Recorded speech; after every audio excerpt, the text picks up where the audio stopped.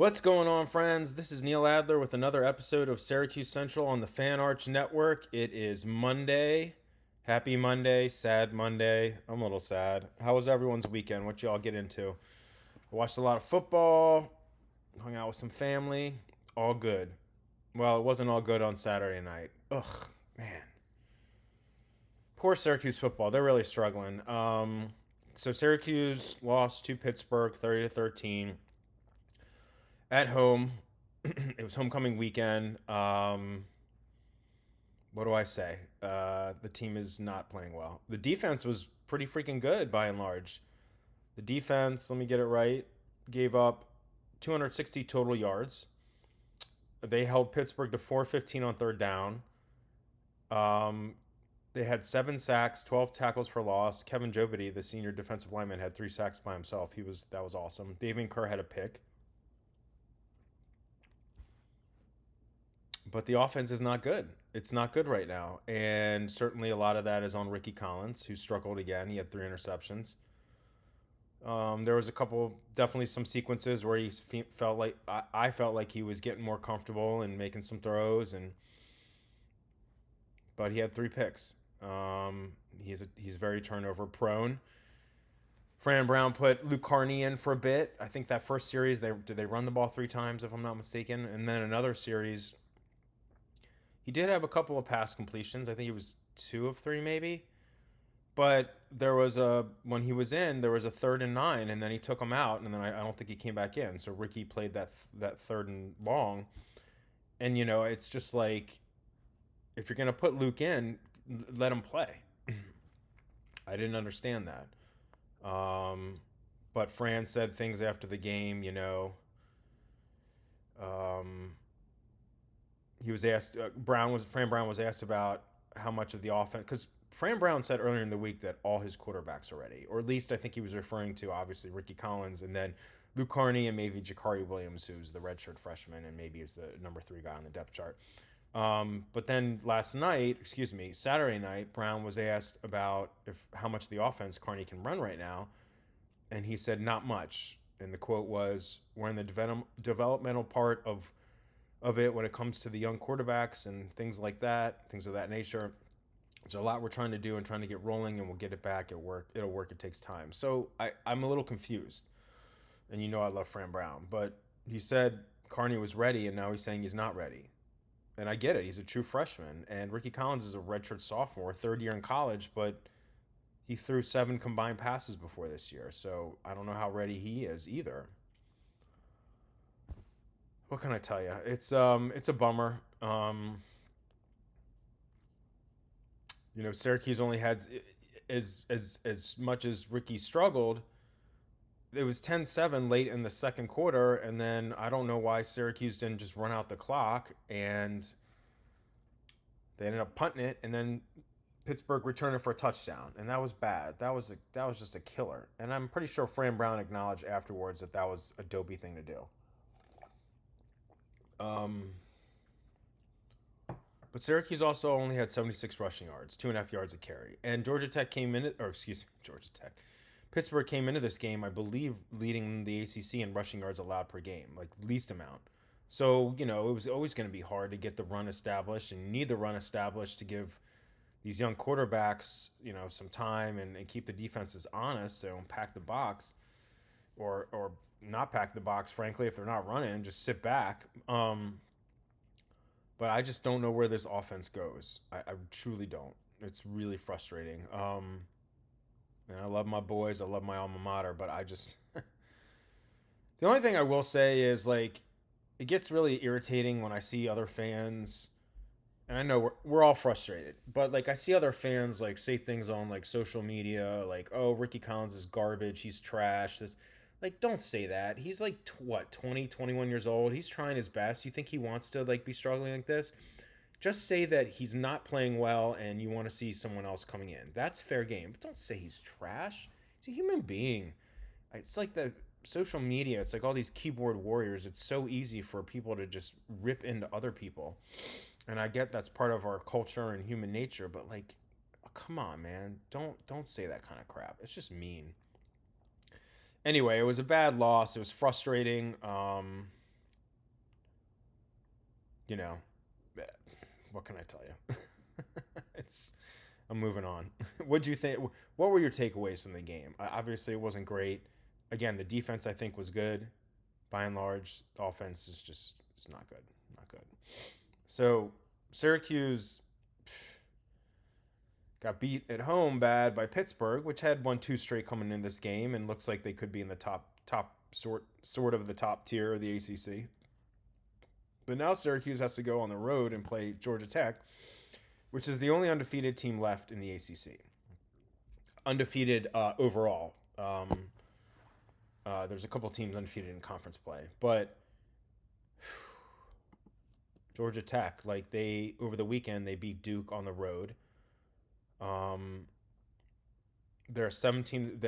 When I checked on Sunday, Georgia Tech was a 17.5 point favorite over Syracuse in Atlanta. Their quarterback is a really good dual threat quarterback. He doesn't throw for a ton of yards, but he's great on the ground. They have a great rushing attack. They're balanced. Let me just look at some of these stats here. They're number 4 in the ACC in both scoring offense, points per game, and defense, points allowed per game. So that's really balanced. They're second in rushing yards per game, although they're last in rushing yards allowed per game. But the problem is Syracuse isn't good on the ground. Like I said, Georgia Tech isn't great passing. They're okay, but they're okay. They're pretty solid in passing yards allowed per game. They haven't given up. They've given up 3 sacks in 7 games. And a lot of that is because of Haynes King and his running ability, but their offensive line certainly is solid too, given how good they are at not allowing sacks and their rushing attack too. And they've got a red zone offense and defense both in the top 6 in the league. And Georgia Tech's had some close games. They in the season opener they beat Colorado on the road by 7. They beat Wake on the road. They beat Clemson. I think it was at home on a last-second field goal. They just won at Duke, so they can win on the road. And now they're at home against Syracuse, a team that's lost 3 straight. And I truthfully don't see how Syracuse can win this game. I mean, stranger things have happened, and you never know with whatever a guy gets injured. And I don't want anyone to get injured on either side, but I don't see how Syracuse wins this game. It's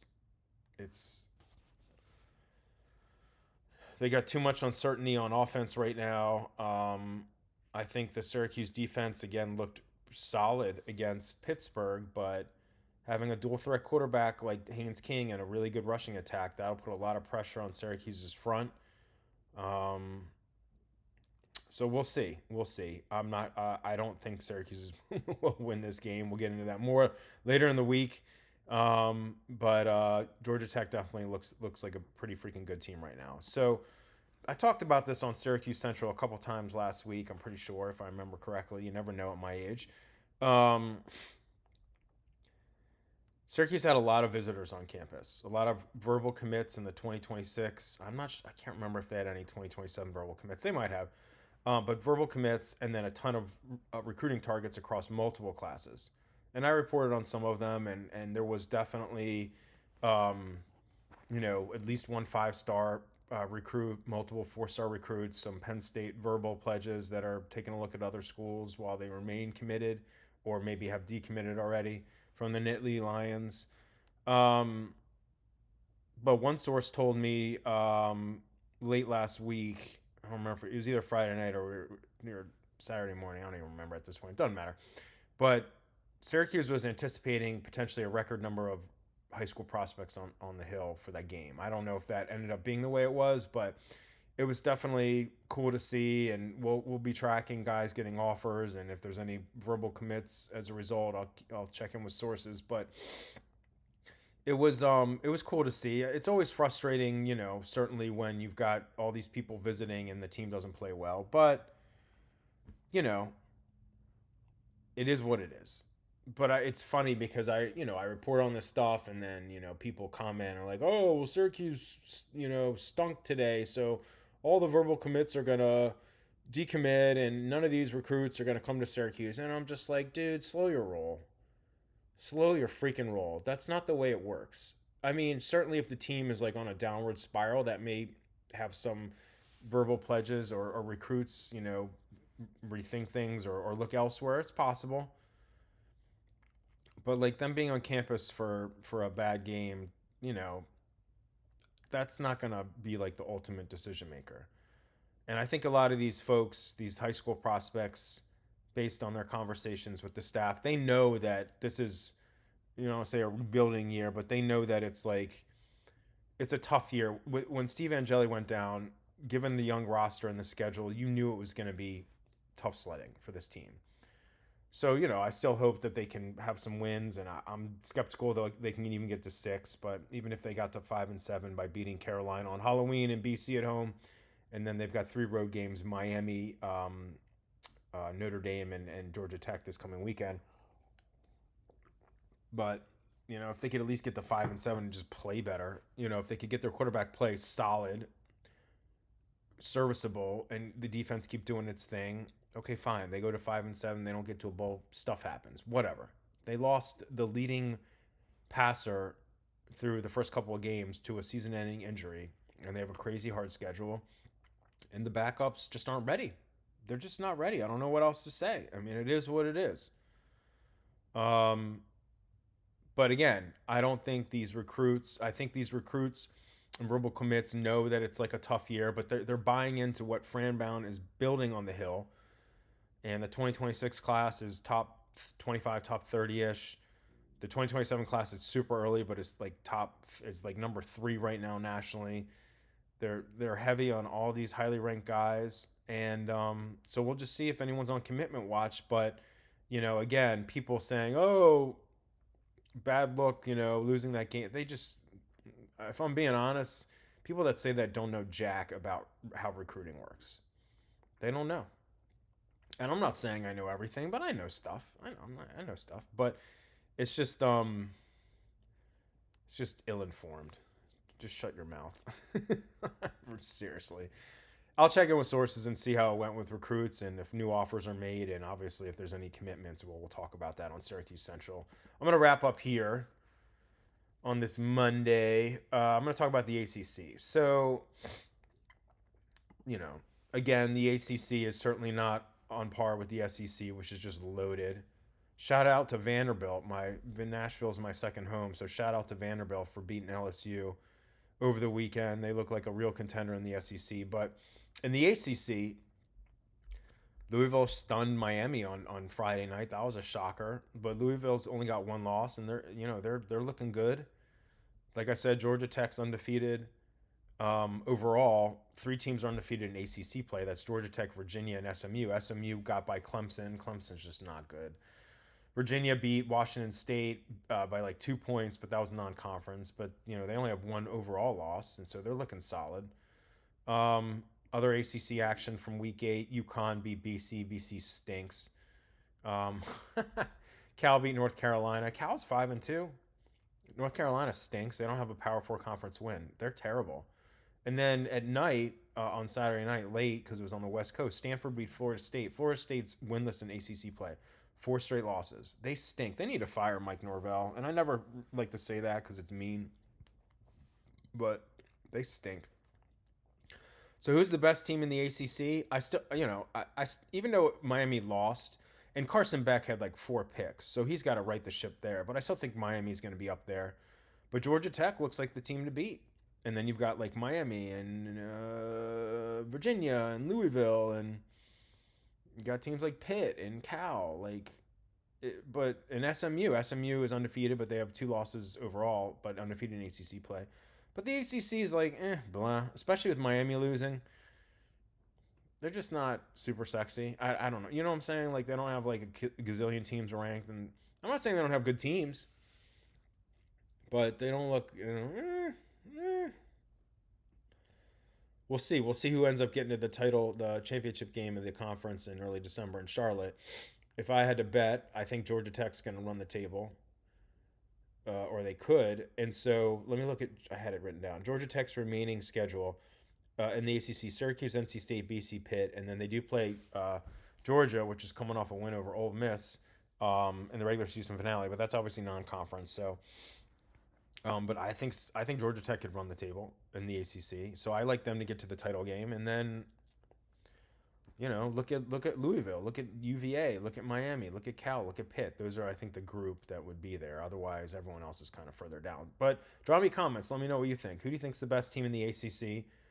Who do you think's going to get to the title game? Who do you think can get to the CFP? I think Georgia Tech can get there, and then maybe one of those other teams that I mentioned. Maybe, but I don't see them getting more than 2 in. All right, so that's going to do it for today's edition. This is Neil Adler with Syracuse Central on the Fan Arch Network. Have a great rest of your Monday, friends. Drop me comments about what you want to see coming up. We'll get into basketball here soon. 2 weeks, the season starts. We'll do recruiting in both sports, intel, transfer portal stuff if that comes up. And I appreciate you tuning in, and I'll talk to you again tomorrow on Tuesday. Take care, friends.